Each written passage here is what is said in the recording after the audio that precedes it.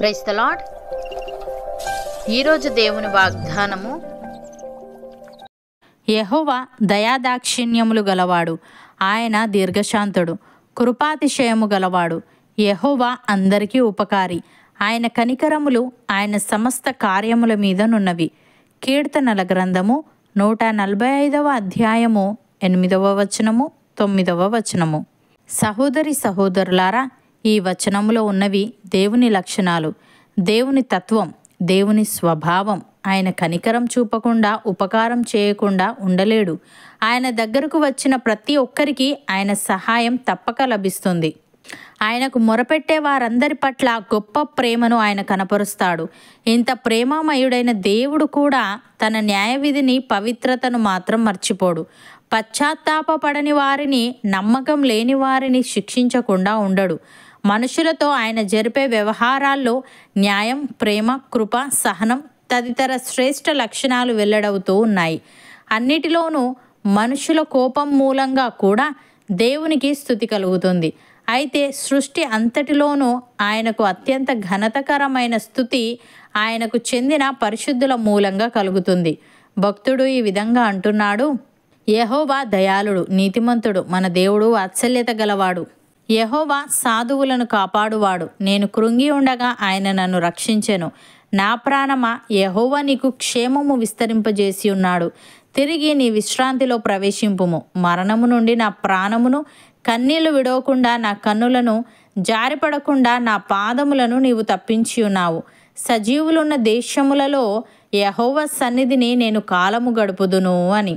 ప్రియులారా, యెహోవా ఉత్తముడును యథార్థవంతుడునై ఉన్నాడు. కావున తన మార్గమును గూర్చి ఆయన పాపులకు ఉపదేశించును. న్యాయ విధులను బట్టి ఆయన దీనులను నడిపించును.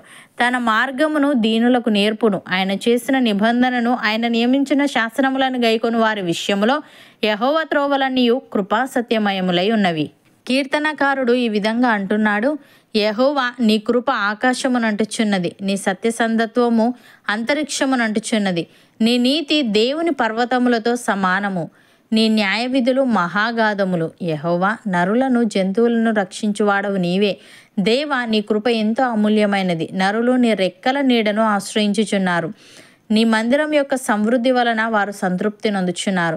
నీ ఆనంద ప్రవాహములోనిది నీవు వారికి త్రాగించుచున్నావు. నీ యొద్ద జీవపు ఊట కలదు. నీ వెలుగును పొందియే మేము వెలుగు చూచుచున్నాము అని. సహోదరి సహోదరులారా, దేవుడు కరుణా సంపన్నుడై ఉండి మనము మన అపరాధముల చేత చచ్చిన వారమై ఉండినప్పుడు సైతము మన ఎడల చూపిన తన మహాప్రేమ చేత మనలను క్రీస్తుతో కూడా బ్రతికించెను. కృపచేత మనము రక్షింపబడి ఉన్నాము. క్రీస్తు యేసునందు ఆయన మనకు చేసిన ఉపకారము ద్వారా అత్యధికమైన తన కృపా మహదైశ్వర్యమును రాబో యుగములలో కనుపరచు నిమిత్తము క్రీస్తు యేసునందు మనలను ఆయనతో కూడా లేపి పరలోకమందు ఆయనతో కూడా కూర్చుండబెట్టెను. మనము విశ్వాసము ద్వారా కృపచేతనే రక్షింపబడి ఉన్నాము. ఇది మన వలన కలిగినది కాదు, దేవుని వరమే. అది క్రియల వలన కలిగినది కాదు గనుక ఎవడునూ అతిశయపడ వీలు లేదు. మరియు వాటి యందు మనము నడుచుకొనవలనని దేవుడు ముందుగా సిద్ధపరిచిన సత్క్రియలు చేయుటకై మనము క్రీస్తు యేసునందు సృష్టింపబడిన వారమై ఆయన చేసిన పని అయి ఉన్నాము. అవును అన్నవారు నాతో పాటు ప్రార్థనలో ఏకీభవించండి. పరిశుద్ధుడా, ప్రేమగల తండ్రి, నీవు దయాదాక్షిణ్యములు గలవాడవు, దీర్ఘశాంతుడవు, కృపాతిశయము గలవాడవు.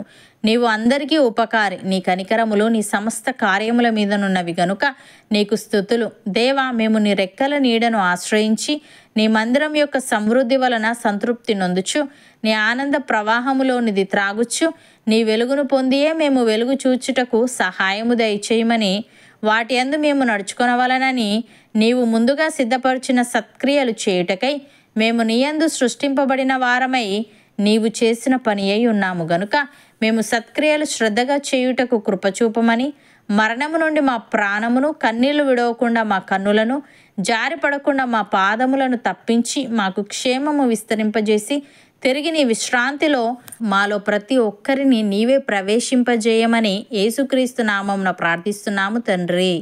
ఆమెన్.